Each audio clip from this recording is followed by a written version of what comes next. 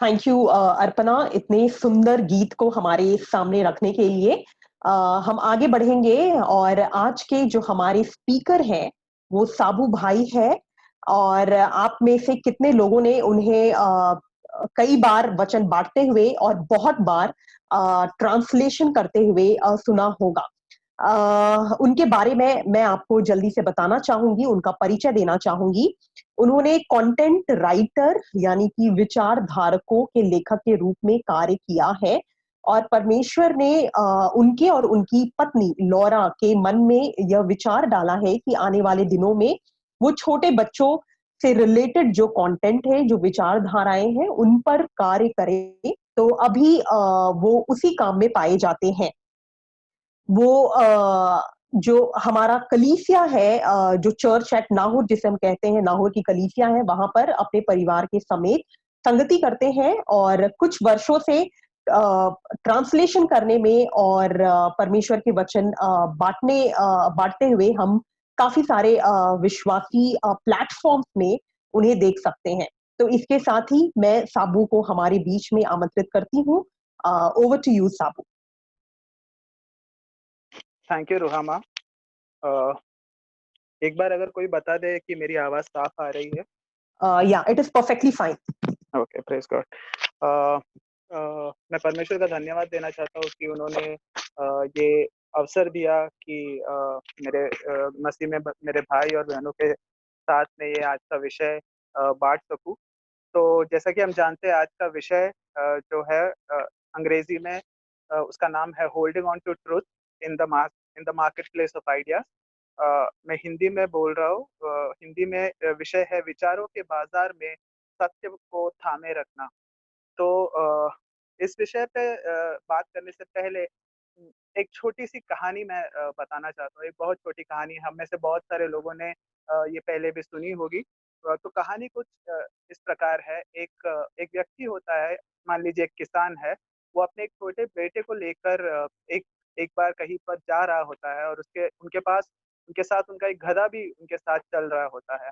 तो ये तीनों जन पैदल चलते जा रहे थे, और कुछ दूर जाने के बाद कुछ लोग मिलते हैं इन्हें, और वो लोग इनका मजाक उड़ाते हैं, कहते हैं कि ये क्या बेवकूफ़ी है, तुम्हारे पास एक गधा है और तुम उसको पैदल चला के लेके जा रहे हो और खुद भी पैदल जा रहे हो, उसके ऊपर बैठ के तुम उसकी सवारी कर सकते हो।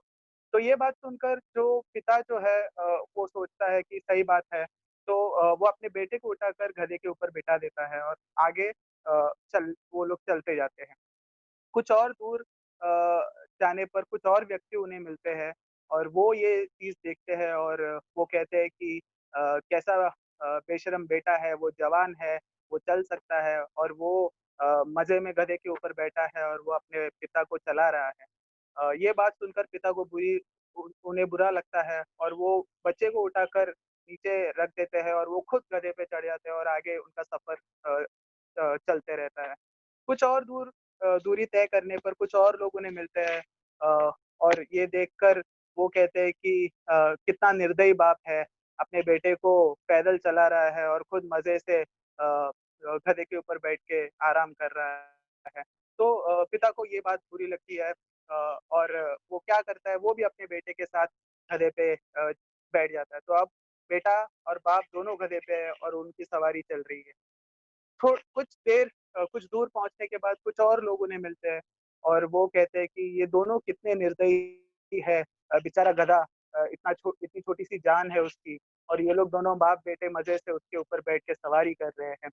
तो इन्हें और बुरा लगता है कि अरे बात तो सही है। तो ये लोग क्या करते हैं, गधे से उतरते हैं, एक बड़ा-सा एक लकड़ी लेके आ जाते हैं। वो एक जाड़ा-सा, मान लीजिए बाम्बू का कोई लकड़ी होगा, वो लेके आते हैं, और गधे के चारों पैर जो है वो लोग उस बाम्बू से बाँध देते हैं, और गधे को अपने कंधे पर बाप-बेटे उस लकड़ी के मदद से गधे को अपने कंधे पर लाद कर वो आगे जाते हैं। आगे जाकर एक पुल आता है, उस पुल के ऊपर से वो लोग जा रहे होते हैं गधे को अपने कंधे पर रख के, और गधा घबरा जाता है, और उसका वो अपने हाथ-पैर मारने लगता है, और उसकी रस्सियाँ खुल जाती है उस लकड़ी से, और वो पानी के अंदर गिर जाता है, और क्योंकि उसके पैर बंधे थे वो पानी से अपने आप को बचा नहीं पाता और वो डूब कर मर जाता है। तो ये कहानी हम में से बहुत सारे लोगों ने सुनी होगी। बहुत प्रसिद्ध कहानी है ये। तो इसमें से बहुत सारी चीज़ें हैं जो हम सीख सकते हैं। लेकिन एक बात मैंने ये कहानी आज इसलिए यहाँ पर कही है क्योंकि इसमें से एक बात है जो मैं चाहता हूँ कि हम इस पर ध्यान दें।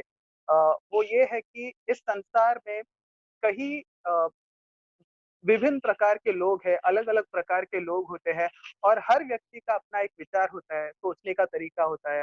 हर एक व्यक्ति के पास एक सुझाव होता है जो वो हमें देना चाहते हैं। अगर हम किसी के पास जाके बोले मैं आपको कह देता हूँ अगर कोई एक विषय आप ले लीजिए, कोई भी एक विषय ले लीजिए और एक एक 50 लोगों को एक साथ खड़ा कर दीजिए और 50 लोगों को उस विषय के बारे में बोलिए कि उनकी राय क्या है इस विषय के बारे में। मैं आपको दावे से कह सकता हूँ कि 50 तो लोग अपना अलग-अलग उनका विचार होगा। कुछ लोग आपके किसी बात पर सहमत होंगे, कुछ लोग आपसे सहमत नहीं होंगे।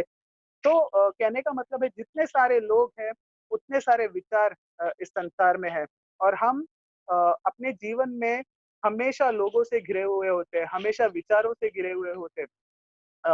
एक और आज का जो विषय है वो मैं खास कर ये विषय मैंने इसलिए लिया है क्योंकि युवाओं के लिए ये बहुत ही एक महत्वपूर्ण विषय है क्योंकि युवा होने के नाते मैं जानता हूँ कि सुबह जब हम नींद से उठते हैं अ, हम पहला जो काम है हम शायद से अपना मुँह धोएँगे, शायद से कुछ लोग मुँह भी धोए बिना अपना मोबाइल उठा लेंगे और मोबाइल देखना चालू कर देंगे। मोबाइल में किसने क्या पोस्ट किया है, व्हाट्सएप में किसने क्या कहा है, कहाँ की कोई खबर आई है। तो अ कोई किस विषय पे क्या बात कर रहा है, तो मोबाइल पे, व्हाट्सएप पे, न्यूज़ में, टीवी पे, रेडियो पे, फ़िल्मों में अ, आप किताबें पढ़ लीजिए, हर जगह कोई न कोई अपना विचार अ, ज़ाहिर कर रहा है। कोई न कोई अप उनकी जो सोच है वो हमसे बाँट रहे हैं और हम इन सारे विचारों के बीच में हैं, इन सारे सोच के बीच में हम अपना जीवन जीते हैं। जिस प्रकार इस विषय का जो टाइटल है ये एक विचारों का एक बाज़ार है। हर जगह आपको कोई न कोई कुछ न कुछ अपने हिसाब से आपको उनकी उनका जो विचार है, उनकी उनकी जो सोच है वो आपको बताएँगे। तो जैसा मैंने कहा कि हर हर एक व्यक्ति का अ अ अ, अनेक विषयों पर उनकी अपनी एक सोच होती है। वो ईश्वर के बारे में हो या फिर जीवन के बारे में हो, मृत्यु के बारे में हो, उद्धार के बारे में हो। किस प्रकार जीवन जीना है, किस मरने के बाद क्या होता है, इन सभी चीज़ों के बारे में सभी लोगों के पास अपनी-अपनी एक राय होती है, अपना-अपना एक विचार होता है। तो लेकिन एक बात है कि ये सभी विचार कुछ सही होते हैं, कुछ गलत होते हैं, लेकिन सभी विचार, सभी जो सोच है वो सही नहीं होती। कई बार हम गलत सोच अ, के अधीन हम गलत सोच को सुनते हैं, गलत विचारों को सुनते हैं और क्योंकि हमें नहीं पता कि ये विचार सही है या गलत है, ये सोच सही है या गलत है, हम उस सोच को अपने जीवनों में ले लेते हैं और गलती कर बैठते हैं। तो अ तो ज़रूरी है कि जो कोई विचार हम सुनते हैं या जो कोई सोच हम दूसरे लोगों से सुनते हैं, ज़रूरी है कि उसका सत्य पर आधारित होना बहुत ज़रूरी है। अ, इस ये क्यों ज़रूरी है, ये समझाने के लिए भी मैं एक छोटा-सा उदाहरण देता हूँ। समझ लीजिए कि आप एक स्टूडेंट है, आप एक विद्यार्थी है और एक दिन आपके आपके एग्ज़ाम का रिज़ल्ट आने वाला है और एक उसी दिन सुबह आपका दोस्त जो है आपको कॉल करता है और कहता है कि तुम्हें पता है अ तुम सभी सब्जेक्ट में पास हो गए और एक सब्जेक्ट में तो तुमने फर्स्ट रैंक तुम क्लास में पहले आए हो। हम खुश होते हैं कि ये सुन के अरे! मेरे दोस्त ने मुझे कॉल करके बता दिया कि मैं पास हो गया। लेकिन आप वो फ़ोन रख देते हैं और 15 मिनट बाद आपका दूसरा एक दोस्त आपको कॉल करता है और बोलता है, "अरे! मैंने तेरा रिज़ल्ट देखा, तू तो सब सब्जेक्ट में फ़ेल हो गया है, तू तो सिर्फ़ एक ही में तू पास हुआ है, बाकी सब में तू फ़ेल हुआ है।" अब ये दोनों 2 अलग बातें हैं। इसमें एक सच होगा, एक झूठ होगा। ये दोनों भी सच नहीं हो सकते। तो मैं ये नहीं कह सकता कि ठीक है, ये मेरे पहले दोस्त का उसकी सोच है कि मैं पास हो गया हूँ और दूसरा दोस्त उसके सोच के हिसाब से ये उसका सच होगा कि मैं पास नहीं हुआ, मैं सब में फेल हूँ। ऐसा नहीं होता। हमें ये जानना ज़रूरी है कि सच क्या है? दोनों दोनों विचार हमने सुन लिए, दोनों दोस्तों ने जो बात कही है वो हमने सुन ली। लेकिन हमें ये जानना ज़रूरी है कि इन दोनों में से सच कौन बोल रहा है। तो ये ज़रूरी हम घर पे नहीं बैठे रहेंगे, हम खुद जाएँगे हम देखेंगे ऑनलाइन, तो ऑनलाइन हम जाके देखेंगे कि अरे मैं पास हुआ हूँ कि फेल हुआ, क्योंकि उसके हिसाब से हमें अगला कदम उठाना है। तो इसीलिए विचारों का सत्य पर निर्भर होना, सत्य पर उसका आधार होना बहुत ज़रूरी है। और अ, और इस तो जो जो सोच-विचार हमारे आस-पास हम देखते हैं, हमें जानना ज़रूरी है कि ये जो विचार है, क्या ये मेरे भलाई के लिए है? क्या ये सत्य पर आधारित है? या क्या ये एक झूठ एक झूठी सोच है, एक झूठा विचार है, जो सत्य पर आधारित नहीं है और जिसके वजह से इससे मेरा नुकसान हो सकता है। तो जैसा कि मैंने कहा कि इतने सारे विचार, इतने सारे लोग और इतनी सारी सोच, ये कैसे हम पता करें कि इसमें से सत्य पर आधारित कौन से सोच है और झूठ कौन से विचार झूठ है, ये हम पता कैसे करें? इसके लिए हमें पहले ये जानना है कि मसीह होने के नाते हमें ये विश्वास करना है कि परमेश्वर का जो वचन है, जिसे हम बाइबल कहते हैं, बाइबल सत्य है। बाइबल में जो बातें दी गई है, वो परमेश्वर की ओर से है और वो सत्य पर आधारित है। हम अपने बाइबल को देखेंगे 119वें भजन संहिता में, अ, 119वें भजन संहिता के 160 वचन में इस प्रकार लिखा है, तेरा सारा वचन सत्य ही है और तेरा एक-एक धर्ममय नियम सदा काल तक अटल है। तो इस वचन में परमेश्वर हमसे कह रहे हैं कि उनका वचन जो है, बाइबल जो है, वो सत्य है। तो अ, इस संसार में जब हम इतने सारे झूठे विचारों से घिरे हुए हैं, तो सत्य को पहचानने के लिए हमें हमेशा परमेश्वर के वचन के पास जाना है और परमेश्वर के वचन को पढ़ने से, उस पर मनन करने से ही हमें पता चल सकता है कि सच क्या है। वो कौन से विचार है जो सच पर आधारित है और वो कौन से विचार है जो सच पर आधारित नहीं। अ, तो इसी चीज़ का आज इस्तेमाल करेंगे और परमेश्वर के वचन के प्रकाश में हम कुछ विषयों को देखेंगे। मैंने कुछ आम विषय चुने हैं जो हमारे रोज़मर्रा के जीवन में हमें हमेशा सुनाई देती है। लोग ये सारे विचार हम हमेशा अपने काम की जगहों पे, अपने स्कूल में, कॉलेजेस में, अपने घरों में, परिवारों में, दोस्तों के बीच में, ये सारे विचार हमें आई एम श्योर कि हमें हमेशा ये विचार सुनने मिलते हैं। तो हम कुछ विषयों पर ध्यान देंगे और परमेश्वर के वचन के प्रकाश में देखेंगे कि ये विषय ये जो विचार है वो सही है या गलत है। अब जैसा मैंने कहा, पहला तो है परमेश्वर के बारे में लोग क्या सोचते हैं, कितने प्रकार के विचार हैं। तो हम सब जानते हैं, कुछ लोग हैं जो मानते हैं कि परमेश्वर है, वो सत्य है और वो है। लेकिन एक बहुत बड़ा एक समुदाय ऐसा है जो नहीं मानता कि परमेश्वर सच में है।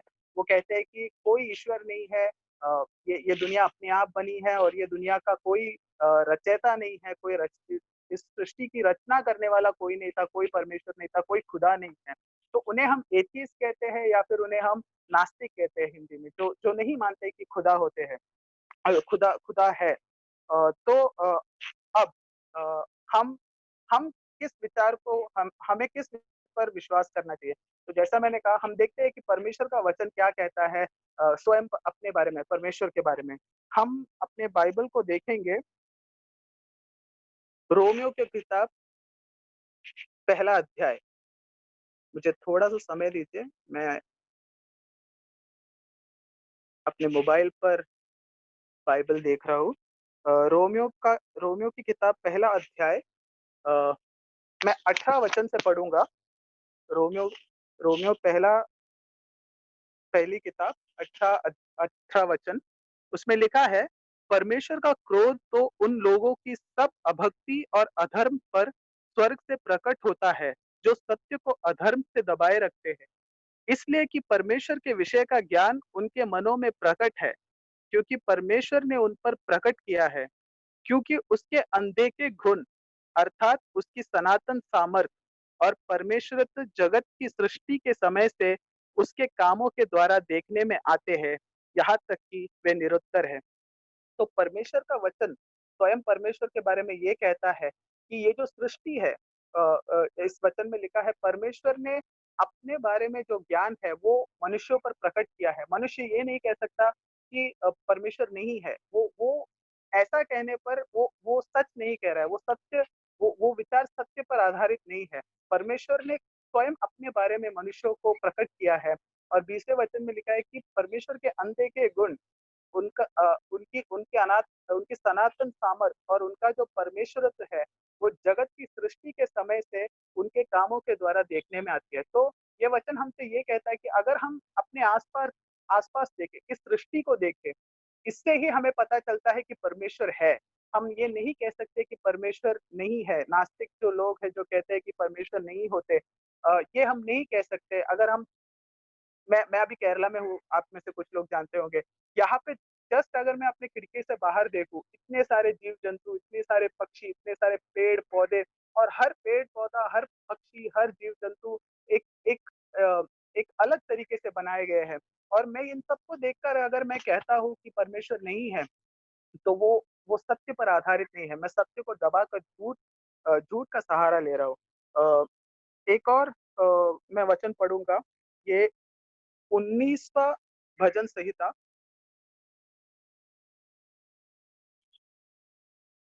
19वाँ भजन संहिता पहला वचन 19वाँ भजन संहिता पहला वचन कहता है, आकाश ईश्वर की महिमा वर्णन कर रहा है और आकाश मंडल उसकी हस्तकला को प्रकट कर रही है। तो यहाँ पर जो सामिस्ट है वो ये कहना चाह रहे हैं कि अगर तुम अपनी आँखों को ऊपर उठाओ, आकाश की तरफ उठाओ, आकाश मंडल को देखो, तुम ऊपर देखो, तारों को देखो, चाँद को देखो, सूरज को देखो, किस प्रकार वो सभी चीज़ों को इतनी खूबसूरती से परमेश्वर ने बनाया है और अपने-अपने जगहों पर उन्हें रखा है और वो सब अपना काम कितनी खूबसूरती से करते हैं। अ लेखक यहाँ पे कहना चाहता है कि स्वयं आकाश परमेश्वर के बारे में बता रहा है, तो हम उसको देखकर अगर हम कहें कि परमेश्वर नहीं है, तो हम सत्य पर नहीं टिके हुए हैं। और जो लोग ये कहते हैं कि ये सब देखने के बाद कहते हैं कि परमेश्वर नहीं होता, खुदा नहीं है, उनके बारे में भी वचन हमें बताती है। ये 14वें भजन संहिता में 14वें भजन संहिता के पहले वचन में इस प्रकार लिखा है, मूर्ख ने अपने मन में कहा है, कोई परमेश्वर है ही नहीं। वे बिगड़ गए, उन्होंने घिनौने काम किए हैं, कोई सुकर्मी नहीं है। तो परमेश्वर का वचन बताता है कि ये सारी चीज़ों को देखने के बाद जो मनुष्य कहता है कि परमेश्वर नहीं है, परमेश्वर है ही नहीं, खुदा है ही नहीं, वो एक मूर्ख व्यक्ति है। वो सत्य पर नहीं, वो अपने आप को झूठ का दिलासा देकर वो अपना जीवन जी रहा है। तो ये पहली बात है, ये पहला विचार है परमेश्वर के बारे में। क्या परमेश्वर सच में है या नहीं है? इसकी सच्चाई जानने के लिए परमेश्वर के वचन में हमें जाना है और परमेश्वर का वचन हमें क्लियरली बताता है कि बाहर देखो, सृष्टि को देखो, आकाश मंडल को देखो, तारों को देखो और तुम्हें समझ में आ जाएगा कि परमेश्वर है। इस इस इस सृष्टि का रचयिता परमेश्वर है और जो कहता है कि वो नहीं है, वो मूर्ख है। तो ये मैंने पहला विचार रखा। तो इससे हम जानते हैं कि परमेश्वर है, परमेश्वर का अस्तित्व सच में है। अभी ये मानने के बाद दूसरा सवाल मैं कहूँगा ये आता है कि अगर परमेश्वर है तो वो कौन है? परमेश्वर कौन है? वो कैसे है? उनका उनका चरित्र कैसा है? हम ये कैसे समझ सकते हैं? तो बहुत सारे इसके बारे में भी बहुत सारे विचार हैं। मैंने ऐसे ही देखा था इंटरनेट पे, तो वहाँ पे लिखा है कि इस संसार में इस समय करीबन 4,300 धर्म हैं। 4,300 धर्म। आप समझ रहे हैं इसका मतलब क्या है? मतलब परमेश्वर के बारे में 4,000 कम से कम ये वो है जो रिकॉर्डेड है, जो धर्म के बारे में जो लोग जानते हैं। अभी और बहुत सारे ऐसे विश्वास और धर्म होंगे जिनके बारे में लोगों को पता ही नहीं, जो बहुत ऐसे गाँव में या कोई जंगल के इलाकों में लोग उनकी अलग सोच होगी परमेश्वर के बारे में। लेकिन जो रिकॉर्डेड है, जितना लोगों को पता है, कम से कम 4,300 धर्म है इस संसार में। इसका मतलब है कि 4,300 प्रकार की सोच है लोगों की कि परमेश्वर कौन है, वो कैसे है। 4,300 प्रकार के विचार है। जैसा फिर से मैं वही कहना चाहूँगा कि इस बाज़ार में विचारों के इस बाज़ार में 4,300 प्रकार के सोच है, विचार है कि परमेश्वर कैसे हैं। तो हम अब इसमें से कैसे पता करें कि इसमें से सत्य पर जो टिका हुआ है वो विचार कौन-सा है, वो विश्वास कौन-सा है या फिर वो धर्म कौन-सा है। इसके बारे में बहुत सारे लोग एक बात कहते हैं कि तुम तुम्हारे हिसाब से विश्वास कर लो। तुम ये 4300 विश्वासों में या तरीकों में या सोचों में तुम्हें जो पसंद आता है तुम उस पर विश्वास करो और वही तुम्हारा सच है, वही तुम्हारा खुदा है, वही तुम्हारा परमेश्वर है।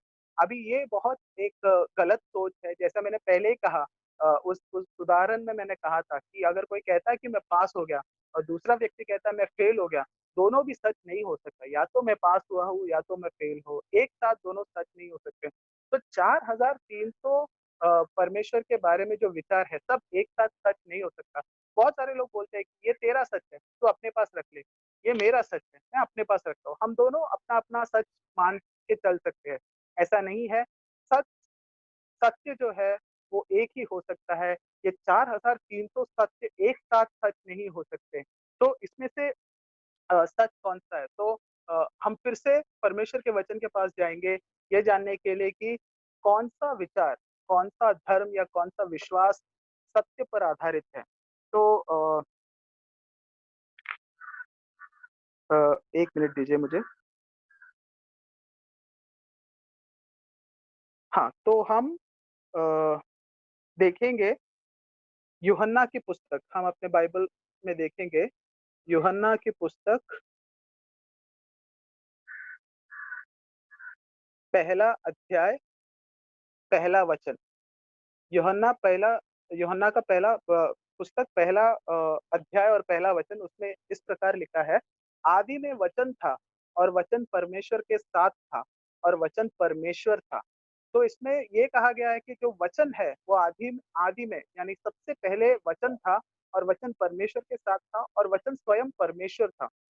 हम कुछ वचन नीचे 14वें वचन में हम पढ़ते हैं और वचन देहधारी हुआ और अनुग्रह और सच्चाई से परिपूर्ण होकर हमारे बीच में डेरा किया और हमने उसकी ऐसी महिमा देखी जैसी पिता के इकलौते की महिमा। तो पहला वचन कहता है कि वचन जो है वो परमेश्वर के साथ था और वचन स्वयं परमेश्वर था। और 14वें वचन में लिखा है कि ये वचन स्वयं देहधारी हुआ, मनुष्य बनकर परमेश्वर हमारे बीच में आए ताकि हमें ये बता सके कि वो कौन है। तो मनुष्य जो है वो अपने सोच के हिसाब से या फिर अपनी कल्पना के हिसाब से वो परमेश्वर के बारे में नहीं जान सकता। और जब भी किसी व्यक्ति ने परमेश्वर को इस प्रकार जानने की कोशिश की है, उसने अपने लिए एक मूर्ति बना ली, उसने अपने लिए एक झूठा खुदा बना लिया है। हम मनुष्य होने के नाते परमेश्वर को एक ही प्रकार जान सकते हैं, अगर परमेश्वर स्वयं अपने आप को हम पर प्रकट करता है और यही किया यीशु मसीह ने। वो इस वचन में लिखा है कि वो स्वयं देहधारी बने। उन्होंने स्वयं मनुष्य का रूप लिया और हमारे बीच में आए ताकि हमें परमेश्वर के बारे में, उनके सत्य के बारे में हमें बता सकें। हम एक और वचन देखेंगे, पहला यूहन्ना पहला यूहन्ना के 5वें अध्याय के 20वें वचन को हम देखेंगे। पहला यूहन्ना 5वाँ अध्याय 20वाँ वचन।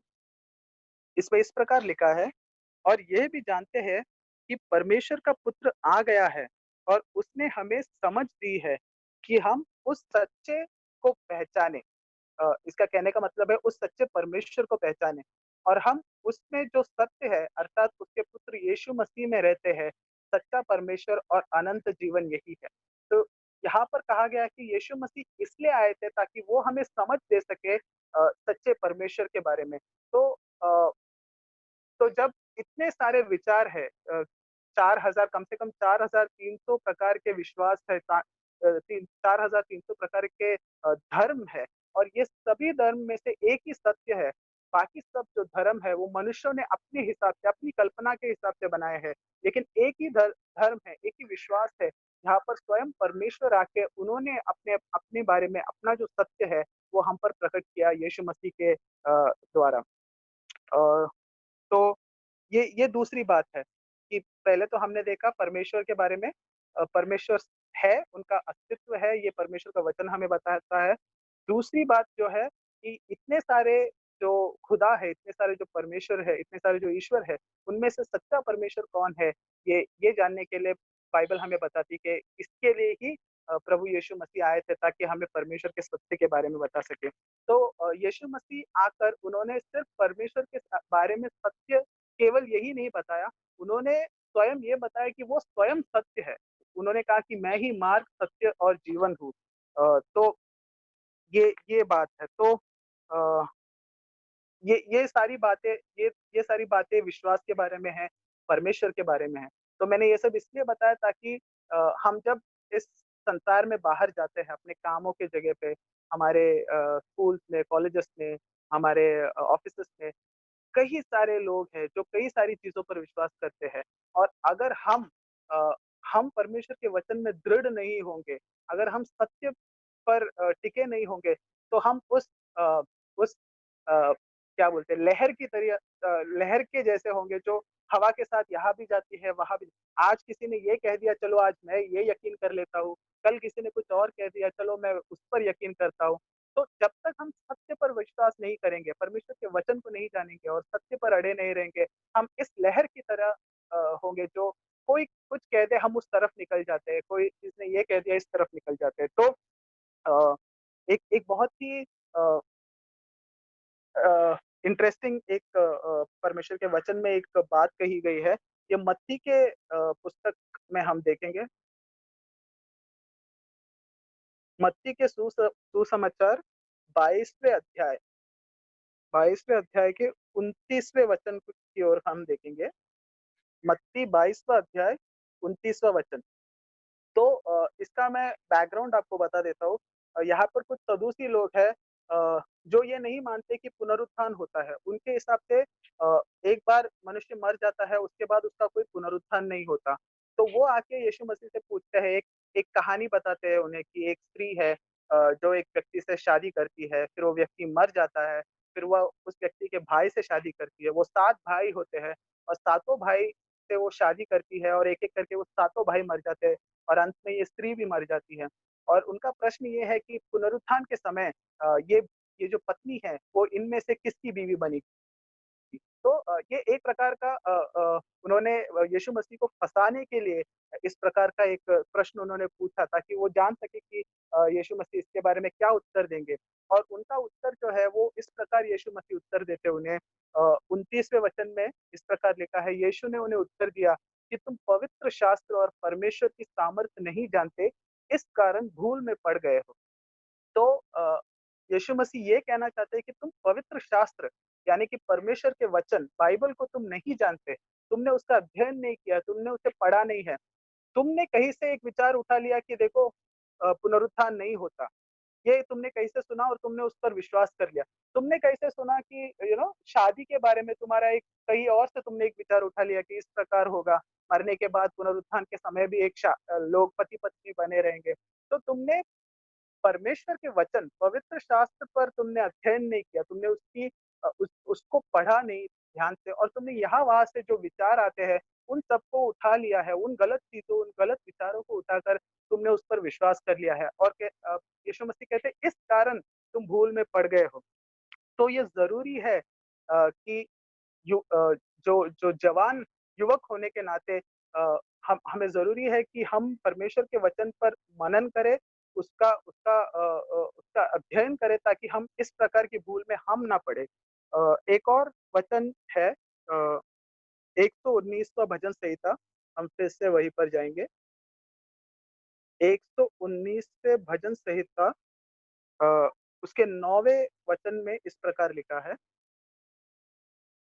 जवान अपनी चाल को किस उपाय से शुद्ध रखे, तेरे वचन के अनुसार सावधान रहने से। तो यहाँ पर लिखा है कि जो जवान लोग हैं, उनको अपने चाल को शुद्ध रखना बहुत ज़रूरी है और आज के समय में ये बहुत कठिन है, जब इतने सारे विचार और इतनी सारी गलत शिक्षाएँ हमें मिलती है।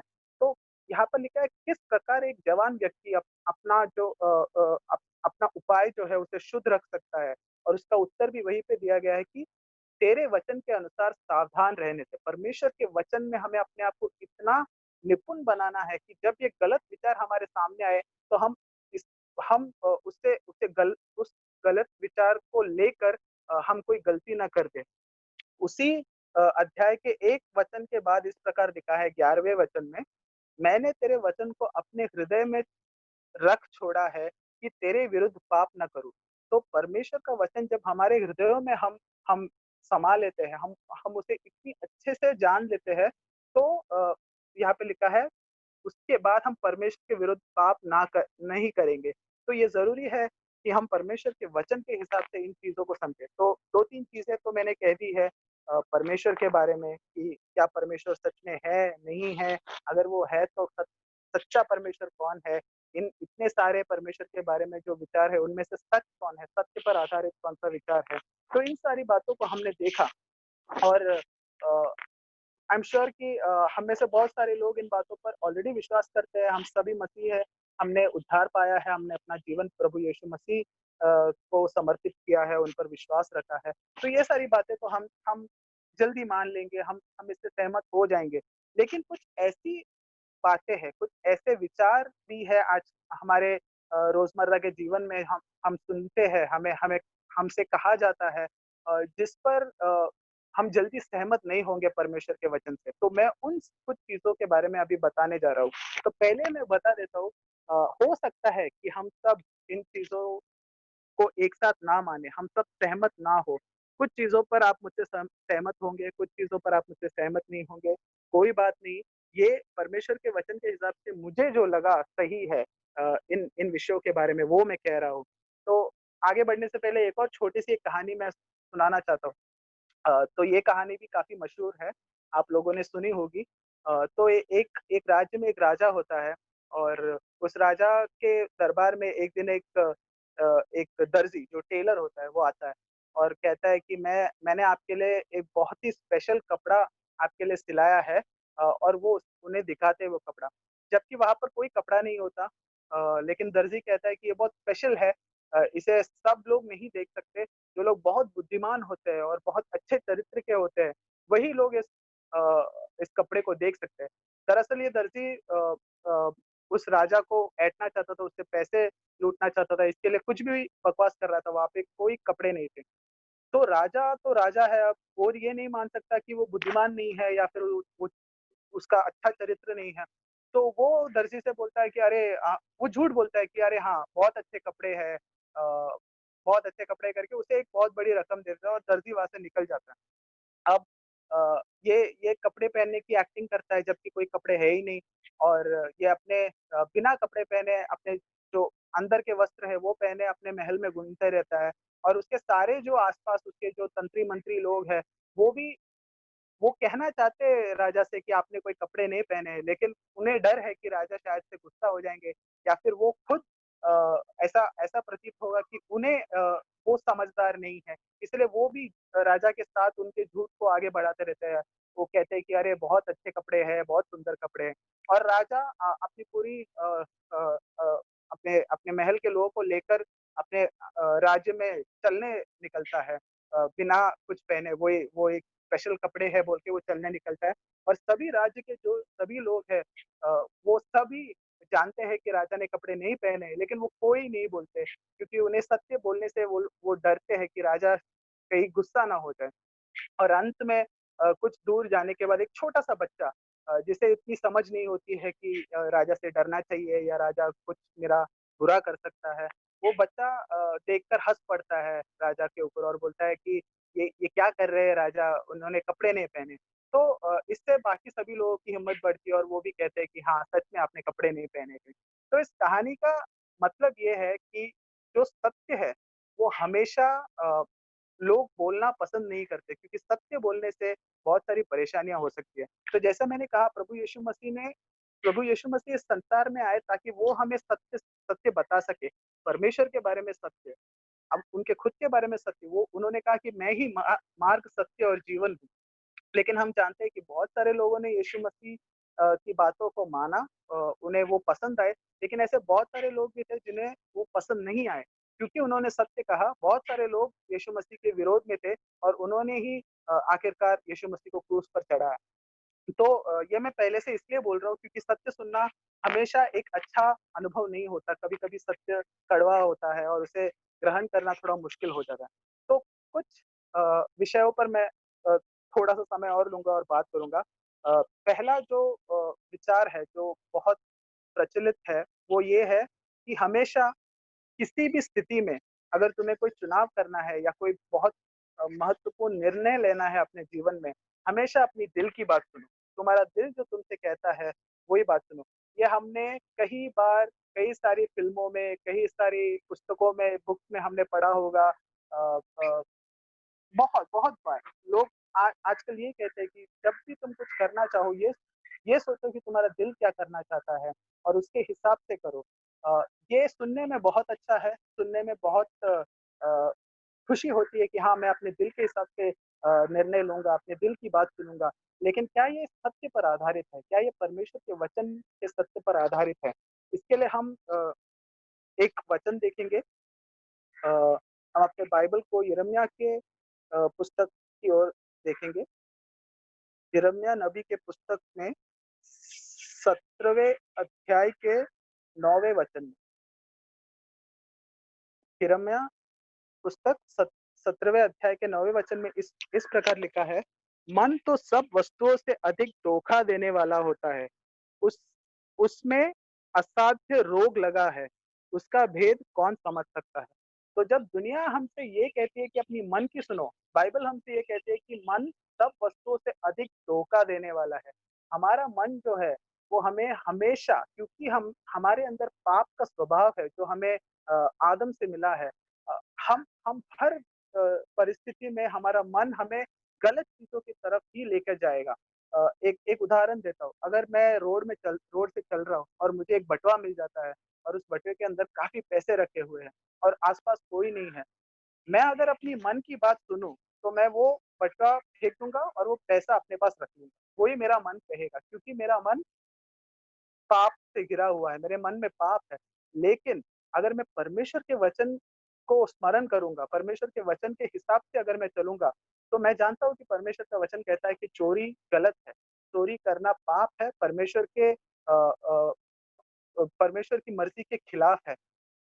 तब जाकर मैं सही काम करूँगा, मैं वो बटुआ जिस व्यक्ति का है, मैं उसे ढूँढूँगा और उसे वापस दूँगा।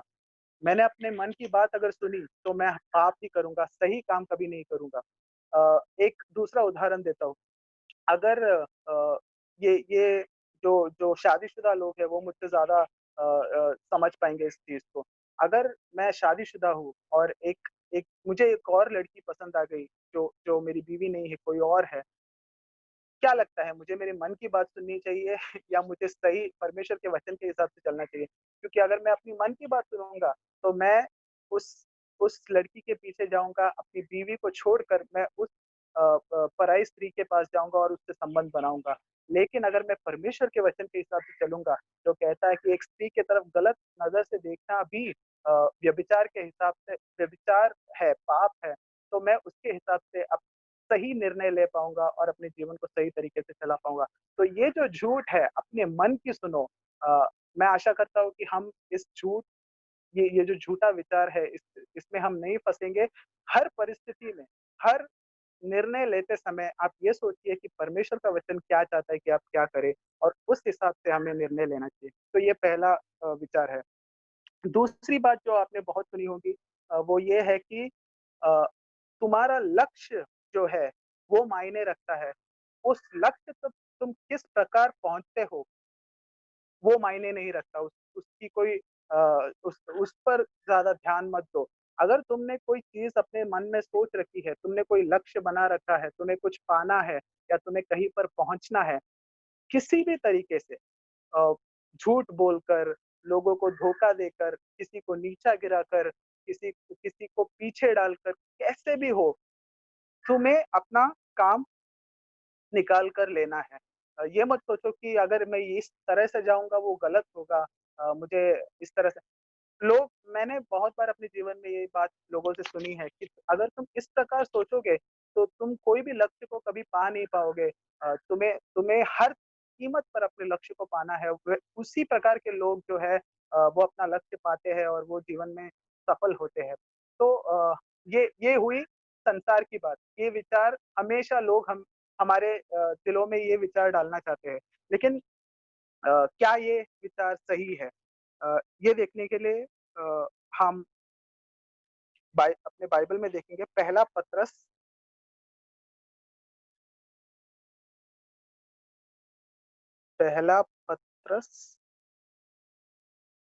पहला अध्याय 15वां और 16वां वचन। पहला पत्रस पहला अध्याय 15वां और 16वां वचन इस प्रकार कहता है, पर जैसा तुम्हारे बुलाने वाला पवित्र है, वैसे ही तुम भी अपने सारे चाल चलन में पवित्र बनो, क्योंकि लिखा है, संसार हमसे ये कहता है कि किसी भी तरह अपने लक्ष्य को पाओ। किस प्रकार तुम पाते हो वो मार्ग मायने नहीं रखता। परमेश्वर का वचन कहता है कि तुम्हें पवित्र बनना है अपने हर चाल चलन में। भले तुम अपने लक्ष्य को ना पाओ, लेकिन तुम्हें पाप में नहीं गिरना है। तुम्हें जिस प्रकार तुम्हारा पिता परमेश्वर पवित्र है, उस प्रकार तुम्हें पवित्र बनना है। एक और वचन मैं देखूंगा मत्ती के सुसमाचार में, मत्ती के पुस्तक में 6वां अध्याय और 31वां वचन। मत्ती के 6वें अध्याय के 31वें वचन में लिखा है, इसलिए तुम चिंता करके यह न कहना कि हम क्या खाएंगे या क्या पिएंगे या क्या पहनेंगे, क्योंकि अन्य जाति इन सब वस्तुओं की खोज में रहते हैं, और तुम्हारा स्वर्गीय पिता जानता है कि तुम्हें ये सब वस्तुएं चाहिए। इसलिए पहले तुम उसके राज्य और धर्म की खोज करो, तो ये सब वस्तुएं भी तुम्हें मिल जाएंगी। तो मैंने ये वचन इसलिए कहा क्योंकि लोग कहते हैं कि अगर तुम सच्चाई की सच्चाई को पकड़े रहोगे, पवित्रता को पकड़े रहोगे, तो तुम क्या खाओगे, क्या पियोगे, क्या पहनोगे, ज़िंदगी में पीछे रह जाओगे, कुछ नहीं कर पाओगे। लेकिन यीशु मसीह हमसे ये कह रहे हैं, ये इस प्रकार की जो सोच है, ये जो विचार है, ये अन्य जाति के लोग करते हैं कि मुझे किसी भी तरह अपने लक्ष्य को पाना है, क्योंकि उनका कोई पिता नहीं है, उनका कोई पिता परमेश्वर नहीं है। लेकिन यीशु मसीह कहते हैं कि लेकिन तुम अपने स्वर्गीय पिता तुम्हारा स्वर्गीय पिता ये जानता है कि तुम्हें क्या चाहिए। अ, और इसलिए यीशु मसीह कहते हैं कि पहले उसके राज्य और धर्म की खोज खोज करो। तो अगर कोई ऐसा तरीका है जिसे अपनाकर मैं अपने लक्ष्य पे जल्दी पहुंच सकता हूँ, लेकिन अगर वो परमेश्वर के राज्य और उसके धर्म के विरोध है, तो मुझे वो नहीं करना है। और मुझे ये विश्वास रखना है कि मेरा पिता परमेश्वर जानता है कि मुझे क्या चाहिए, वो मुझे वो देगा जिसकी मुझे आवश्यकता है। और अगर मुझे उसने नहीं दिया, तो इसका मतलब है मुझे उस चीज की आवश्यकता नहीं है। मुझे झूठ बोलकर, मुझे गलत काम कर कर, पाप में पड़कर मुझे मेरा लक्ष्य पाने की कोई ज़रूरत नहीं। तो ये दूसरा चीज़ है। तीसरी चीज़, ये दूसरे पॉइंट से थोड़ा मिलता-जुलता है। लोग कहते हैं कि मैंने ये कई बार मैं किसी का नाम नहीं लेना चाहूँगा, लेकिन मैंने कई बार मसीहियों को ये कहते हुए सुना है कि इस दुनिया में बिना पैसे के, बिना रिश्वत दिए लिए तुम कोई काम नहीं कर सकते। अगर तुम नहीं देते हो, अगर तुम रिश्वत नहीं देते हो या रिश्वत लेते नहीं हो, तो तुम्हारा काम बहुत खिंच जाएगा, तुम्हें बहुत उसके पीछे भागना पड़ेगा, बहुत पापड़ बेलने पड़ेंगे, लेकिन तुम्हारा काम नहीं होगा। तो इसके लिए 100-200 दो, रफ़ा करो और अपना काम निपटा के ले लो। इस संसार में जीना है तो इस प्रकार करना ही पड़ता है। ऐसे मैंने कई सारे मसीहियों के मुँह से सुना है, जो कि काफ़ी दुःख देने वाली बात है। क्योंकि परमेश्वर का वचन कहता है, इसके लिए हम देखेंगे निर्गमन के पुस्तक में, निर्गमन के 23वें अध्याय के 8वें वचन में हम देखेंगे। निर्गमन 23वें अध्याय के 8वें वचन में इस प्रकार लिखा है, घूस न लेना, क्योंकि घूस देखने देने वालों को भी अंधा कर देता है, और धर्मियों की बातें पलट देता है।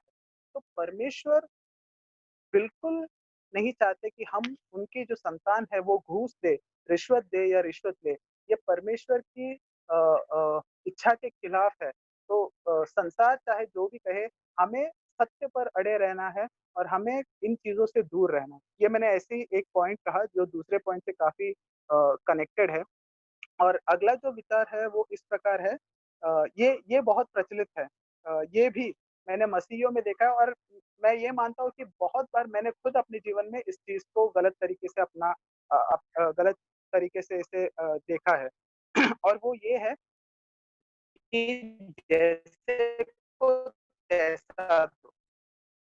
कोई इसका मतलब ये है कि कोई अगर तुमसे अच्छे तरीके से बर्ताव करता है, तो उससे अच्छे से रहो। लेकिन अगर कोई तुम्हें तकलीफ देता है, कोई तुमसे ज़्यादा मैं मुंबईया भाषा में कहता हूँ, कोई शान-पट्टी ज़्यादा करता है, तो उसको उसके हिसाब से उसे ट्रीट करो। अभी ये भी सुनने में बहुत अच्छा है कि हाँ, मेरे से जो अच्छे से रहेगा, मैं उनके साथ अच्छे से रहूँगा और जो मेरे से ठीक से नहीं रहेगा, मैं उनको उनके हिसाब से देख लूँगा। लेकिन परमेश्वर का वचन हमें ये नहीं सिखाता। परमेश्वर का वचन हमें कुछ और सिखाता है और ये देखने के लिए हम लूका के सुसमाचार को देखेंगे।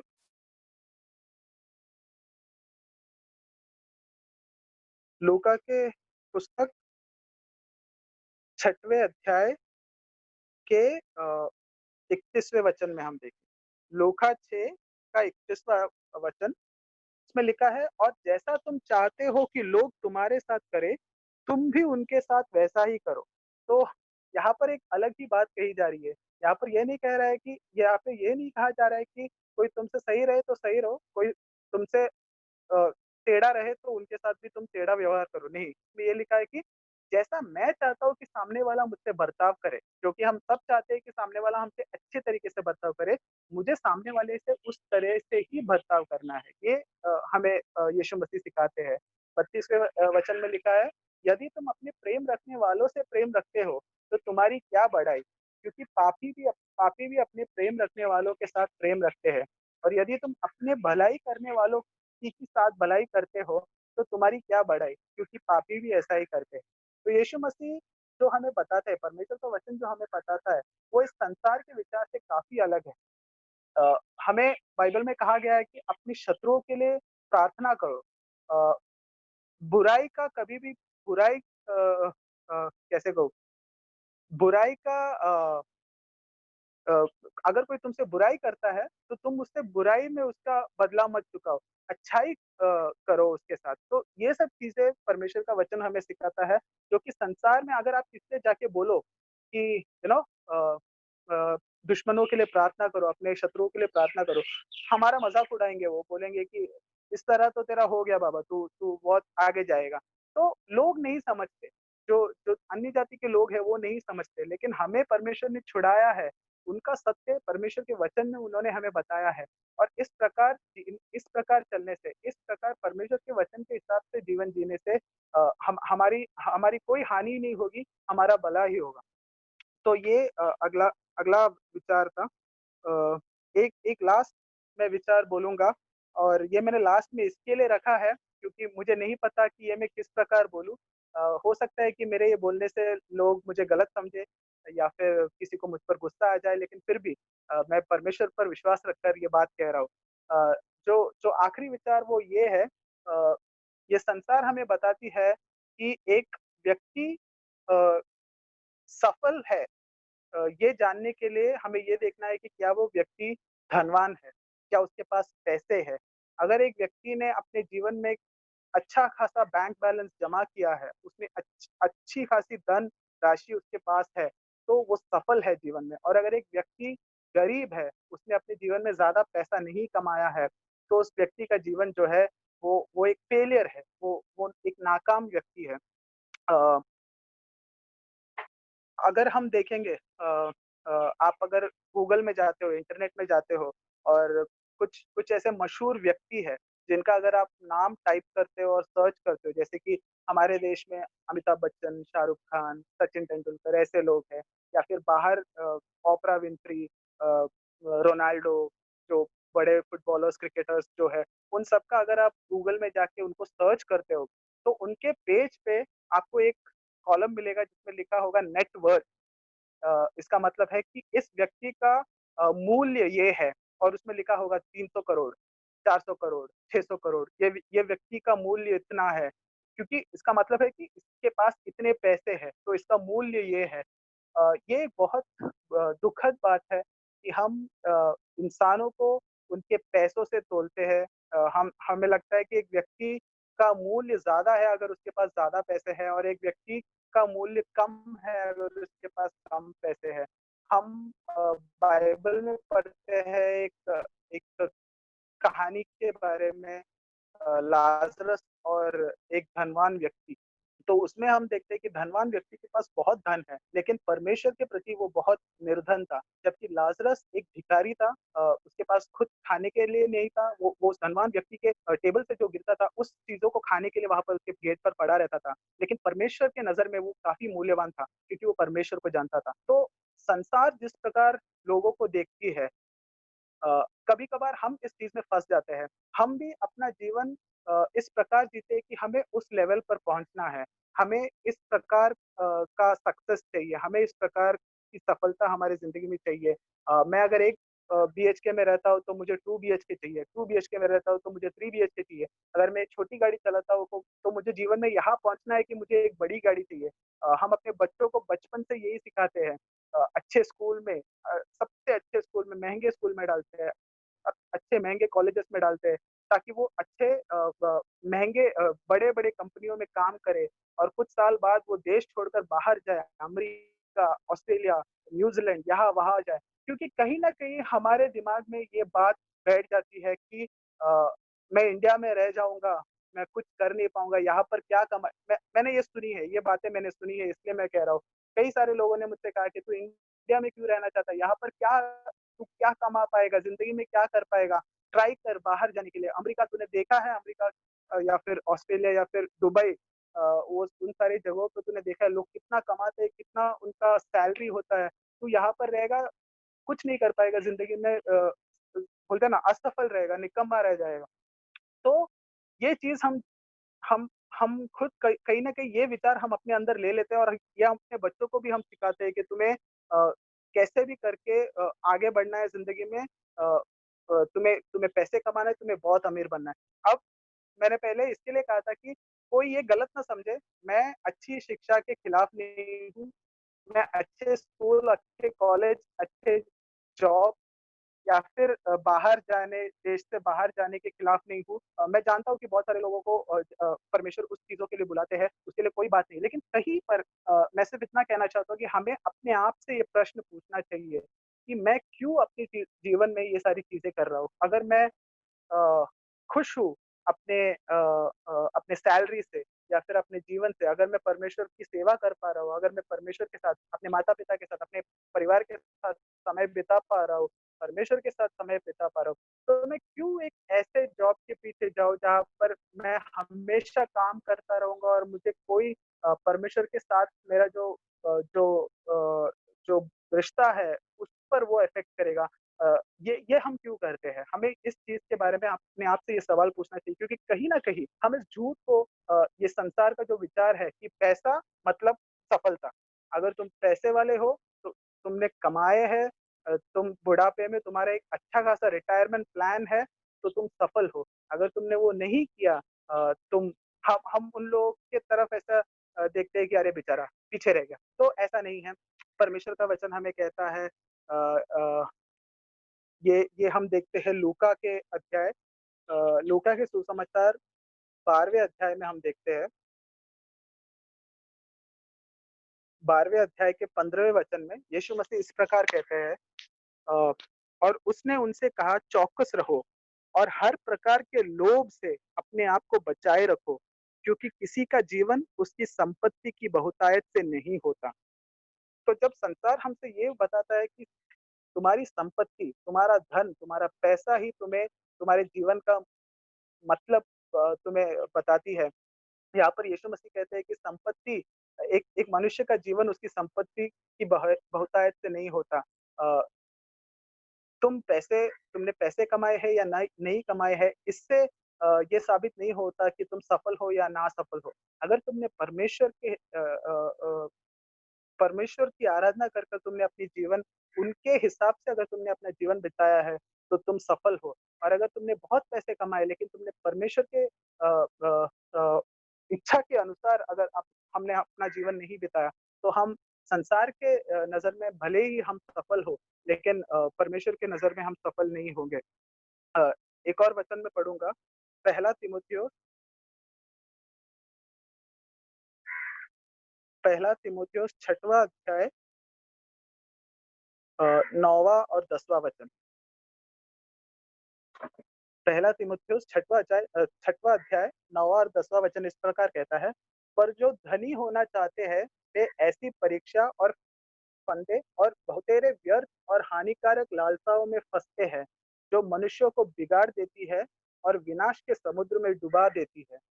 क्योंकि रुपए का लाभ सब प्रकार की बुराइयों की जड़ है, जिसे प्राप्त करने का प्रयत्न करते हुए कितनों ने विश्वास से भटक कर अपने आप को नाना प्रकार के दुखों से छलनी बना दिया है। तो पौलुस है, वो ये कह रहे हैं कि अ, जो जो धन का जो लोभ है, धन के लिए जो लालसा है लोगों की, जो जो धन का जो प्रेम है, उसके कारण बहुत सारे लोगों ने अपने अपने विश्वास से वो भटक गए, परमेश्वर को तक उन्होंने छोड़ दिया है। तो हमें ये इस चीज़ को ध्यान में रखना ज़रूरी है कि पैसे के मामले में, धन के मामले में हम किस प्रकार धन को देखते हैं।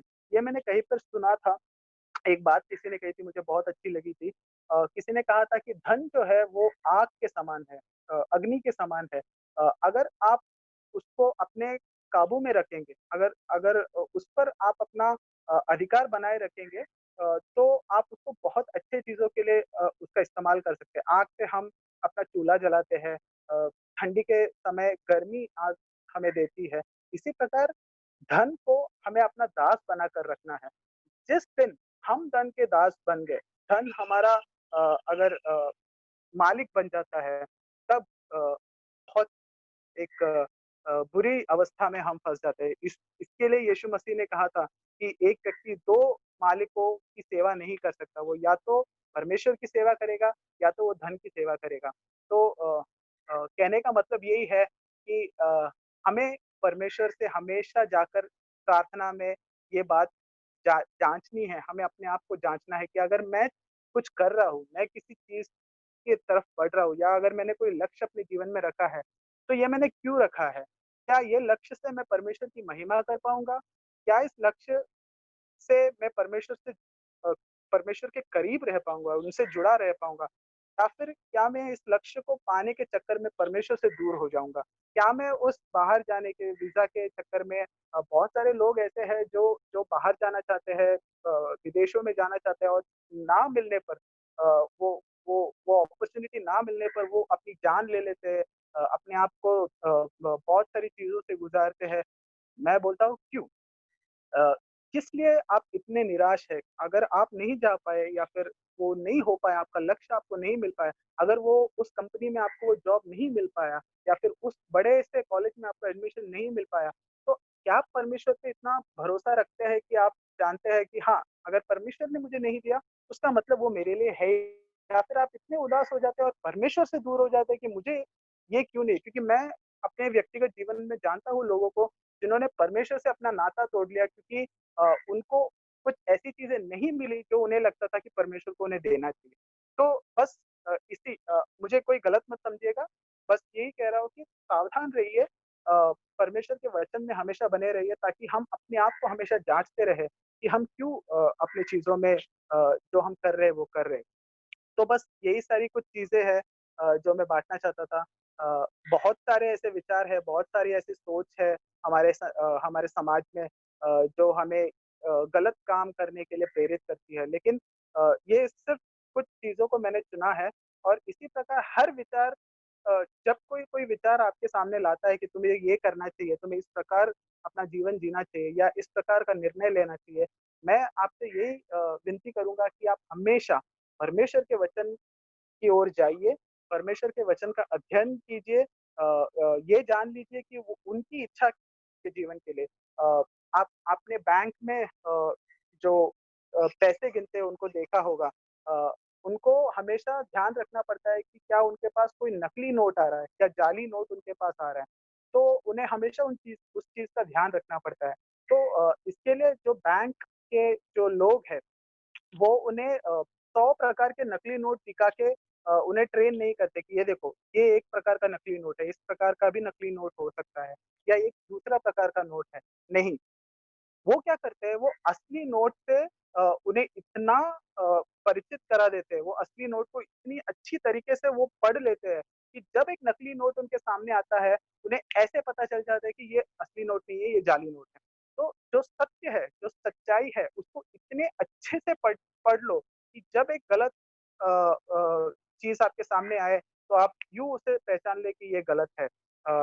बस यही मैं कहना चाहता था और एक एक वचन पढ़कर मैं समाप्त करूँगा, जो उस अ, चित्र में दिया गया था आज के इनवाइट में। ये रोमियो की पुस्तक 12वें अध्याय के दूसरे वचन में दिया है। इसमें लिखा है, और इस संसार के सदृश ना बनो, परंतु तुम्हारी बुद्धि के नए हो जाने से तुम्हारा चाल चलन भी बदलता जाए, जिससे तुम परमेश्वर की भली और भावती और सिद्ध इच्छा अनुभव से मालूम करते रहो। तो हम इस संसार के सदृश ना बने, लेकिन परमेश्वर के वचन के हिसाब से हमें अपना चाल चलन बदलना है। यही मैं कहना चाहता हूँ। धन्यवाद। Over to you Rohama. Thank you Sabu. परमेश्वर के वचन को इतने सरलता से हमारे सम्मुख रखने के लिए, और विशेष रूप से यह काफी व्यवहारिक था, काफी प्रैक्टिकल है। और कितने बार विश्वासी होने के बावजूद जब हम इस संसार में रहते हैं तो कितने बार हम नजरअंदाज कर देते हैं इन चीजों को, या फिर बहुत ही लाइटली लेते हैं, बहुत ही ग्रांटेड लेते हैं। पर आज का जो वचन था वो एक रिमाइंडर है हमारे लिए, जो हमें यह सोचने में मजबूर करता है कि हमारा चाल चलन कैसा है और कहाँ हमें सुधार करने की जरूरत है। और बहुत ही सरलता और बहुत ही प्रैक्टिकल वे में तुमने इसे हमारे सम्मुख रखा, उसके लिए बहुत बहुत धन्यवाद।